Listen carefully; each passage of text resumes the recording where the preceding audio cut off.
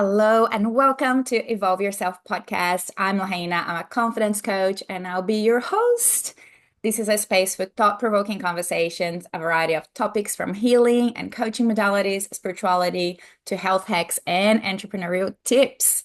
This is a place for inspiration, sharing, learning, questioning, and exploration to lead you to your next breakthrough, to the path to evolve yourself. Today, I have an amazing guest for an interview. I have Jacquie Mync. She's a certified holistic fertility coach. For the past 9 years, Jacquie has been coaching women and she's qualified in 16 modalities across healing, health, and fertility. She is passionate about changing the narrative and empowering women to own their inner power and worth. Hi, Jacquie. No. God, I'm so moved reading your bio. Thank you for being here. Yeah, even just hearing it, I'm like, I just like get energized by my vision, right? It's Yes. big. Beautiful. Thank you. So I will ask you a bunch of questions. I'd love to start with. You have all this diverse range of healing modalities. I would love to hear more about your journey, how has it began and what drew you to be a holistic fertility coach right now? Hmm. Well, my journey in coaching began in the fitness industry.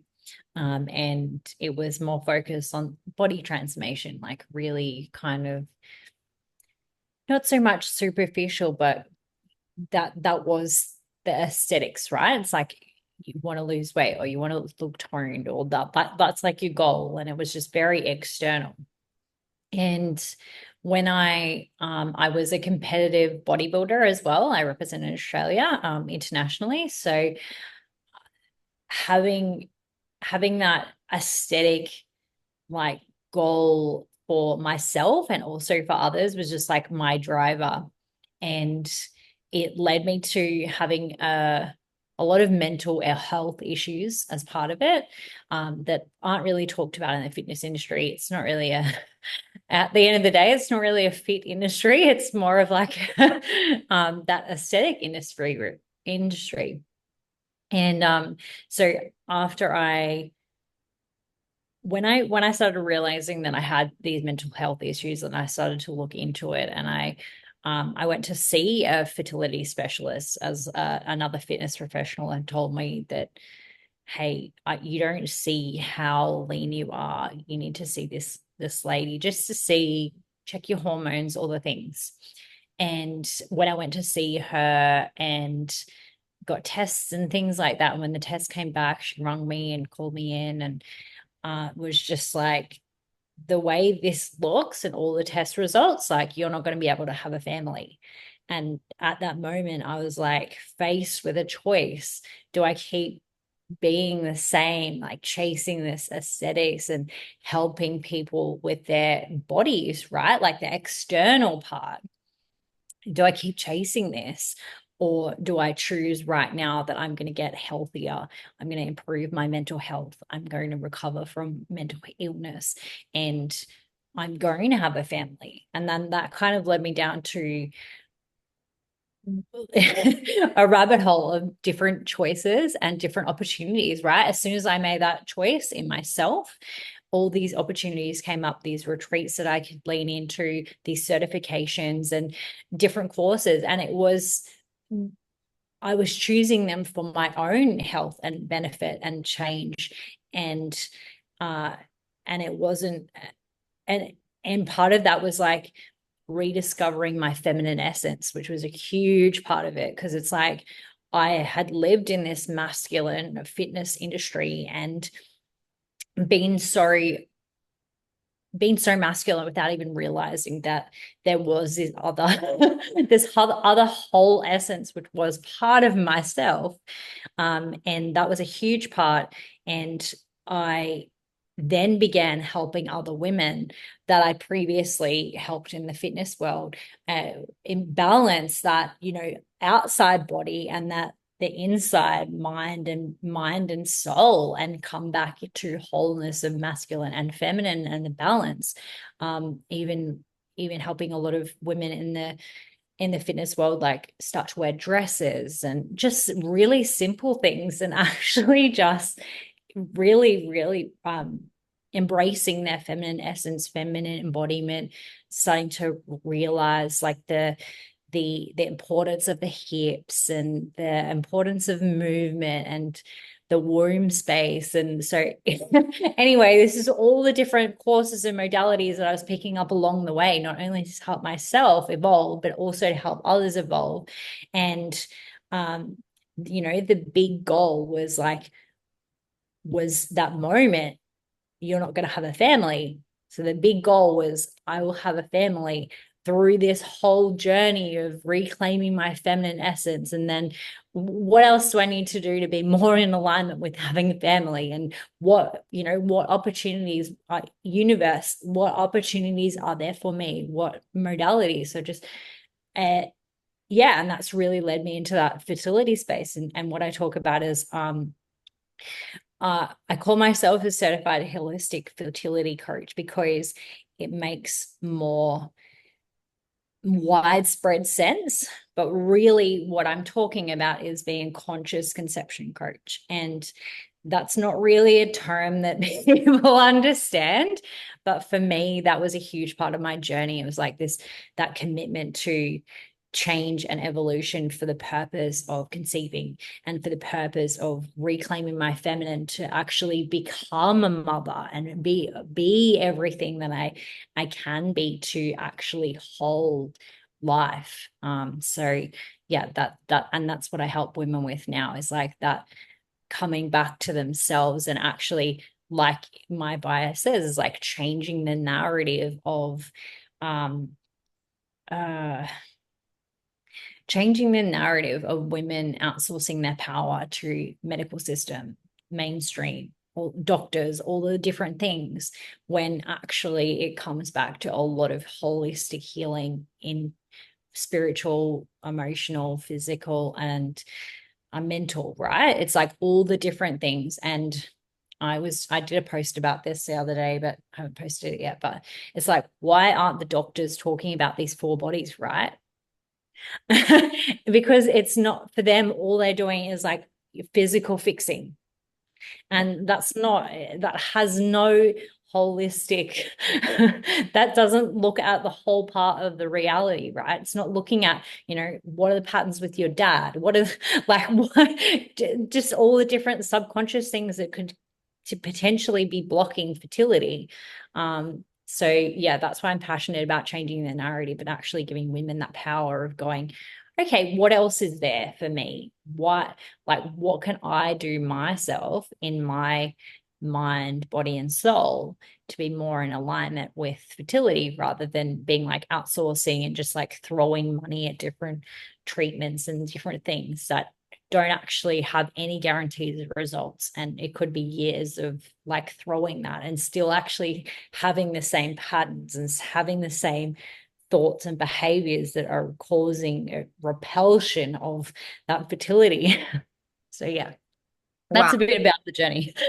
Wow, there's so much to unpack. I think going backwards from the medical system and the Mm, system that we live in today's day, we can call it the matrix, whatever it is. It is very patriarchal, which is very masculine, which is very external, which is very disconnected from our wisdom. Yeah, that's why I love you. I love listening to you. I love, yes. I did your course because I'm in the same process for myself and with my clients to reclaim this Yes. inner wisdom that we have so ancient, is in our Mhm. cells, is in our blood. We've been connected to nature. We've been connected to spirit.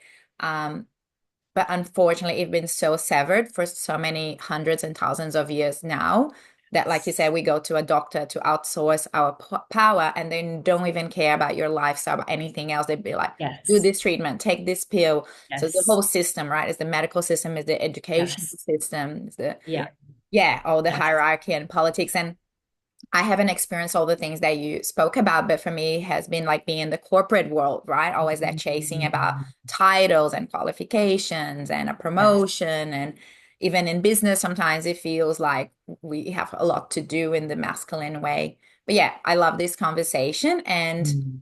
I think also going back to the fitness industry, yeah, I see so many coaches coming from that space. I feel like I can see they wanted to help people and it was the physical aspect. And then suddenly they realize, wow, there is the mindset. If your mind is Yes. not well, there's no purpose in you Yes. eating healthy and working out. Yes. If your Yeah. emotions, are completely dysregulated and you're completely out of it. Yeah. So thank you for Mm. sharing your journey. It's so complex and beautiful. And it sounds like you had an awakening in this one conversation with this person that it made you realize that you actually wanted to be a mom. And Yes. then it's like one thing leads to another. I always talk about follow the breadcrumbs, right? So follow Yes. what brings you joy, Yes. what brings you curiosity. Yeah. Yeah.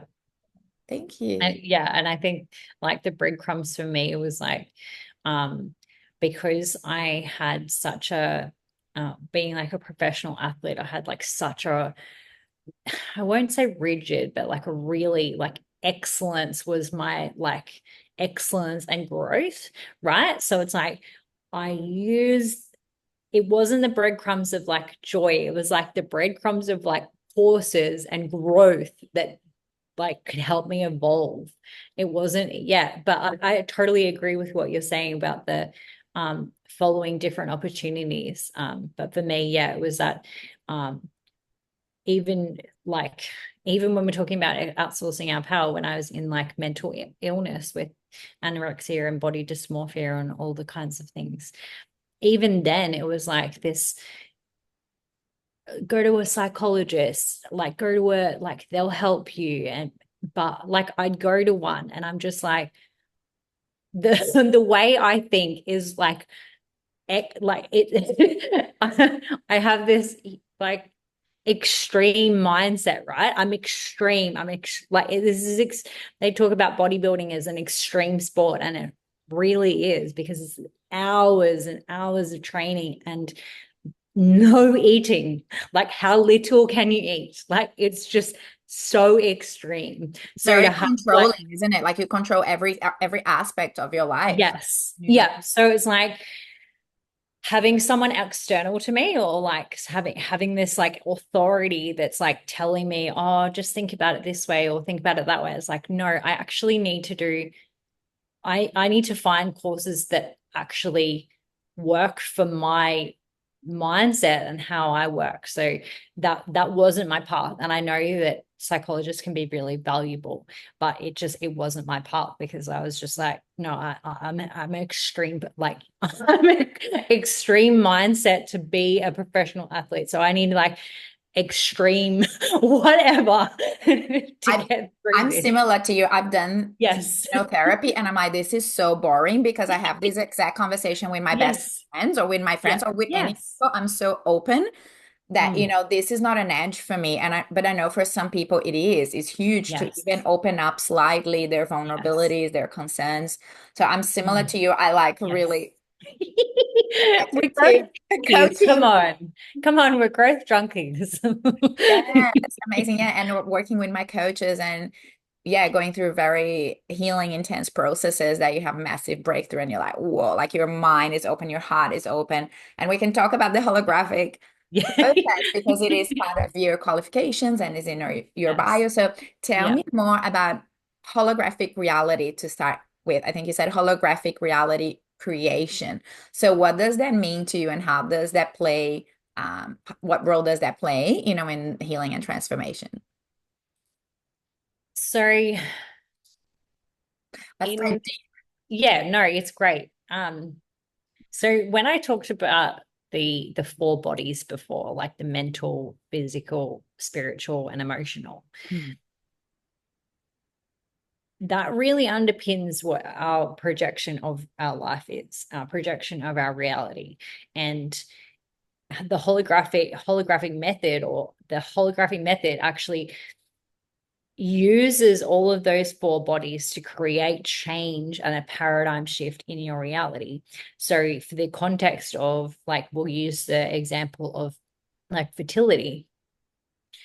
And it could be like, okay, there's a pattern happening with the the dad or the partner or something like that, that's just triggering you. It doesn't have to be like, it doesn't uh have to be something huge or anything like that, but it's like clearing that across the four bodies then creates a paradigm shift in your reality that then pulls closer what you desire. So if that's fertility or conception, or if that's a different business model, or if that's more money, that's what's created from that.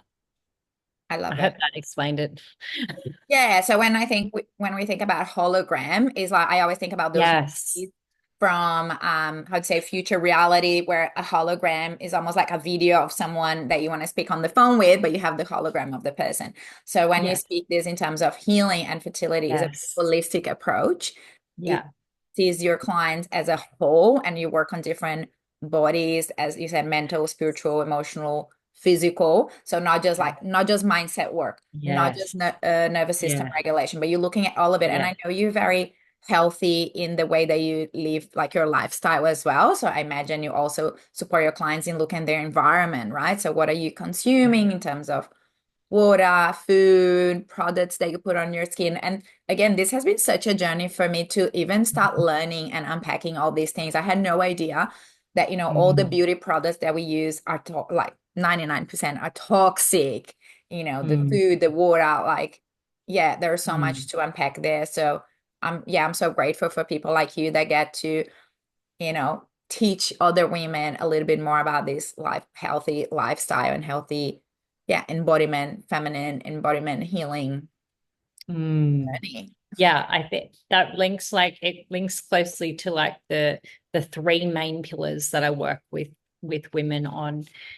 And it doesn't have to be in the context of fertility, but in general, it's the holographics, looking at what is in your reality that could be blocking what you're desiring, from a perspective of uh, like a trigger or a trait that's like holding you back. That's the first one. And the second one is like womb healing and getting really clear on. We've worked on this before together, is like that intergenerational things, what's being held in your womb space, what are the patterns, what are the past relationships, all the things that are being held in that space. So womb healing is like the second pillar. And then the third pillar is also what you just mentioned, the healthy side of things. What I call it is an umbrella of conscious living. And what I mean by that is it's not only the external environment, which is like the products, like you were talking about the products and the water and like what we're eating and the vibration of the foods that we're eating. It's not only the external, but also the internal, which is like the thoughts, behaviors, patterns that are happening in day to day that Yes. could be, yeah, creating that living environment that is not conducive to, being happier or being healthier or, being fertile or being whatever. Yeah. Yeah.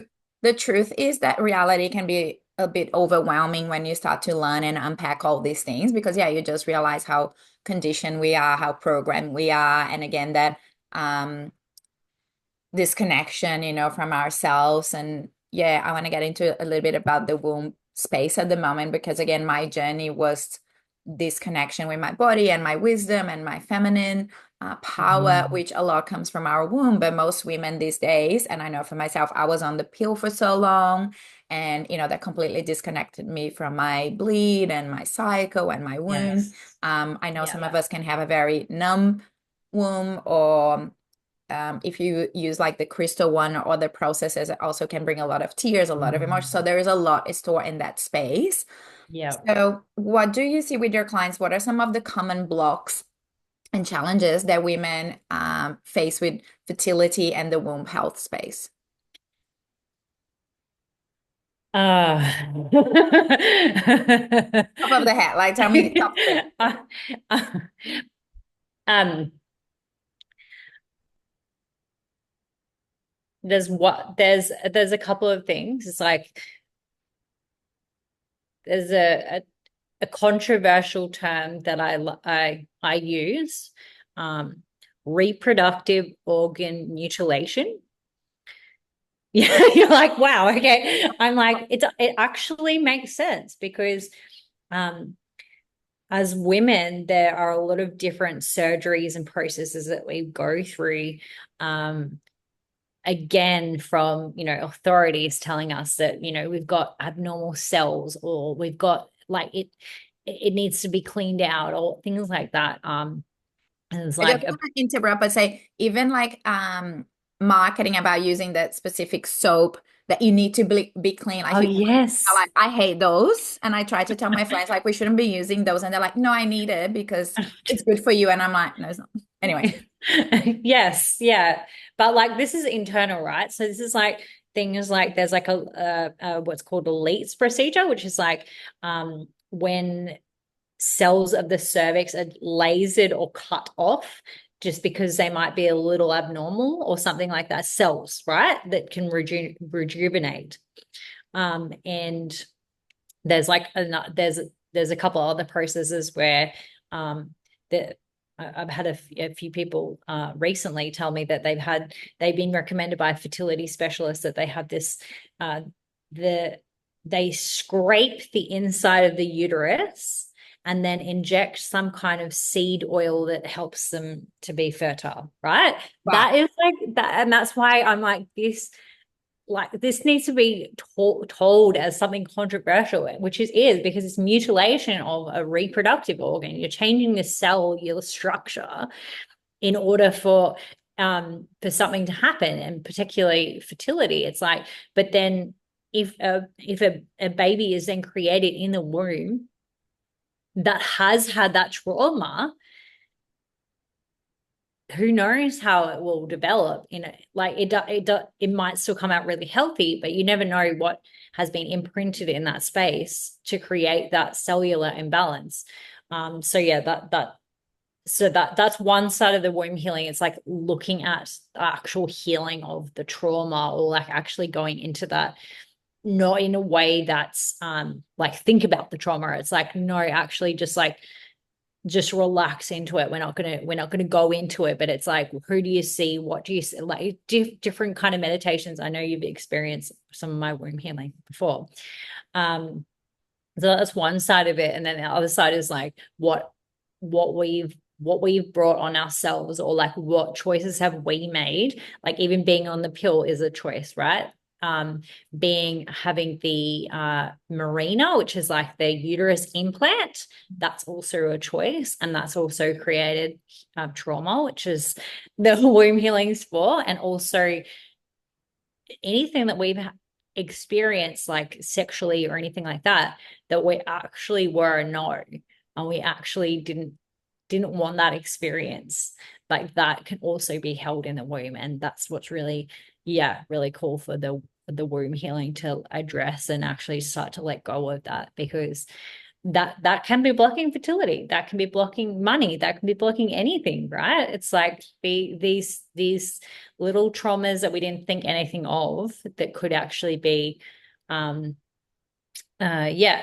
There's also the intergenerational side of things, like the um what's it called, things that like our ancestors have suffered from, our mums and our grandmas. And um I know my mum's had a hysterectomy, so I know that that's probably going to, that somehow it affect is affecting me, but I'm not sure. But I know there's something there.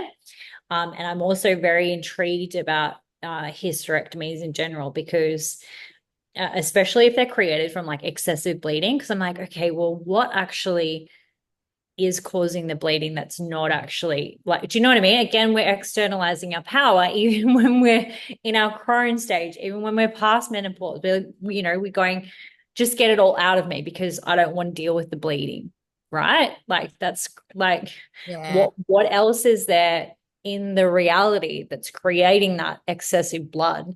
And you with yourself, like I don't like want to share what your experience is, but I'll share about other people, but like just like excessive period pain and things like that as well. It's like, what else is causing that in your environment? What else is in your reality that could be potentially contributing to that, either from you or from intergenerational? So So Yeah, many, so yeah, it's a so big many rabbit hole. layers to look at. So Jackie is definitely the best person for you to work with because she will, yeah, open your mind to all these possibilities. I had Mm, no idea about any of this. I know when we did a course, yeah, you asked me, how was it for your mom? Did she yeah, train? Did she have a lot of blood? And I was like, I have no idea. So I went and asked. yes, Luckily, my mom is alive. Luckily, we have this sort of conversation, but I know yeah. it's not the same for everybody. So yeah, Mm. when you work with Jackie, you'll be on edge, you feel the challenge, but you feel so loved and supported, Yes. because she does this from the heart and she really wants to help you. So definitely Mm. recommend. I was just curious with your timeline from the beginning Mm. of our chat. When did you have that conversation about being a mom? How old were you? Um, when the fertility specialist said I couldn't have a family, is that Yes, right? when you were still bodybuilder, It's 28. 28. No, And how old wait, were you when you had 29? No, your first 28. I don't baby? know. Um, it was 2 years after that time that I actually conceived. For 14 months of actually like consciously conceiving, which is what I talk Eh, how I Amazing. explain it. Just an Yeah. idea of your age. And yeah, Mm. and you have a beautiful baby boy. Yes, he's How two old and a is half, and I've got another one on the way. And you are pregnant? Lots of fertility. Yeah. And It's amazing. I haven't shared about this one yet, but Hmm. um Tell some us people firsthand. some people have asked me already, like, so it took you so long with the first one, like what's it been like for the second one now that you're like so embodied in all of the conscious conception and all the menstrual cycle and all the things. And it actually only took me one cycle. Like it happened like that. It was So quick. But even yeah. the first one, it doesn't sound like it took so long because I think you also were meeting your partner, wasn't it? Like, yeah, it was just normally unfolding for you. You didn't really have any challenges, I believe. So yeah, so you're Mm. very embodied in what you teach, which is beautiful. Yeah. So in the yeah, in the thick of it, it really feels like a really long time. Like 14 months is actually, yeah, it feels like a really hard time because that's 14 cycles of like disappointment, right? Um, and I know there's like so many people that are so much longer than that. And my my aim and vision is for that to be shorter because of all the other things that we can look at rather than and that's why I feel like it wasn't any longer for me because the more I integrated and embodied and I was the more embodied in my feminine I was, uh the more open I was, the more surrendered I was, the more at peace I was, the more I was non-attached to the outcome. Then it came, right? But it's still such a struggle in that time. It feels like years. It feels like it'll never happen. Yes. I think the fertility journey can be such an emotional experience, like even a spiritual journey for women. Mm.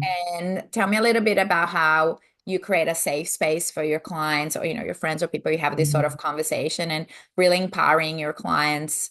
Because as we spoke about, there's so many things to look at Yes. and talk about and can be Yes. sensitive. So tell me a little bit about working with your clients.